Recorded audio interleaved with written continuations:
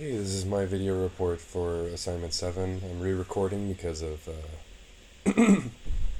a weird video issue. The issue kind of was involving OBS. I was outputting video at a scaled resolution that was equal to my actual resolution, which is just way too big.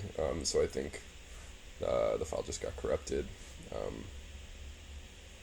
Yeah, or not corrupted. It just like borked up because it was just too much processing to output a video in that resolution. But anyways, we'll just go through this assignment again.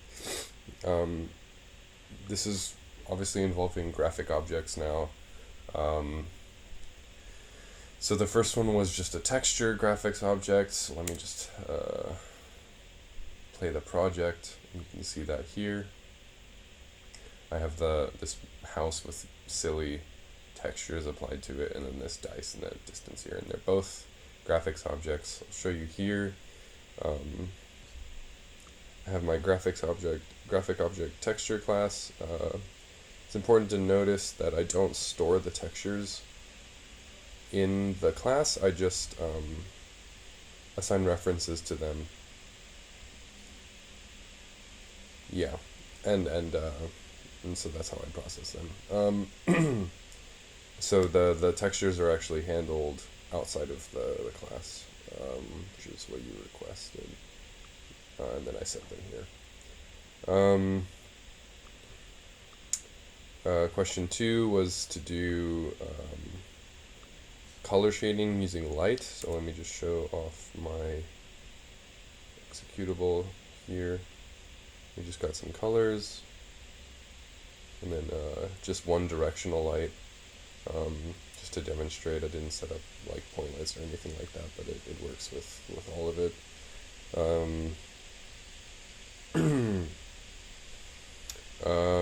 Yeah, this is pretty straightforward as well, and you're setting materials now. And in the color light class, you can see I've got an array of materials that I've defined here. Yeah. These materials are stored within the class, so I have to delete that array at the end. But yeah, this is how that gets assigned and stuff. Moving on to question 3, which was about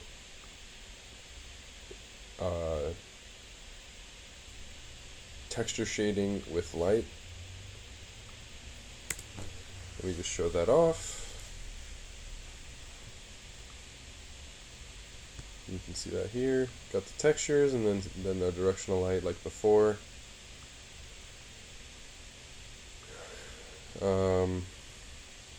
That's pretty straightforward as well. I set up the light, I set up the textures, they're handled outside of it. Texture light class has references to the textures. And it sends up just a regular white material with the textures.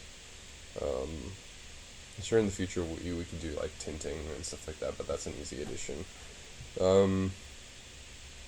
Yeah, so question 4 was to go back and modify all of the things to incorporate color, texture, like do things on a per mesh basis. So I kind of started just by doing that. I did that anyway. So you can see that here. I all of my like set texture or set material functions work with multiple meshes. And you can specify the mesh number, or if you just call set texture, it'll do it for all of them. And you can see I'm doing that in my graphics object texture class. I'm doing it in my color light class right here. Yeah. So that's that. Then the further work section was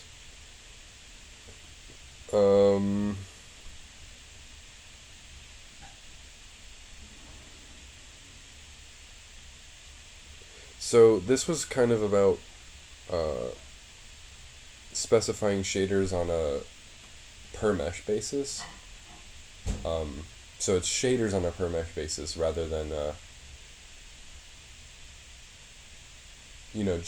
just textures or colors and stuff like that.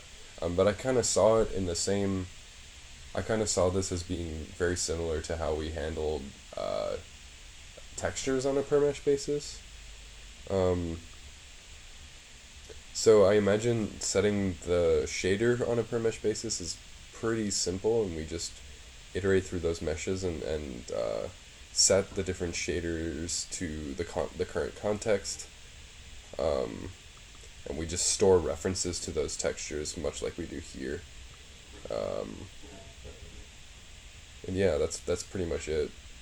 So we store a reference to a texture, or I mean to a shader array, like we do a texture array, that just has pointers to shaders that are handled outside in DXApp or wherever.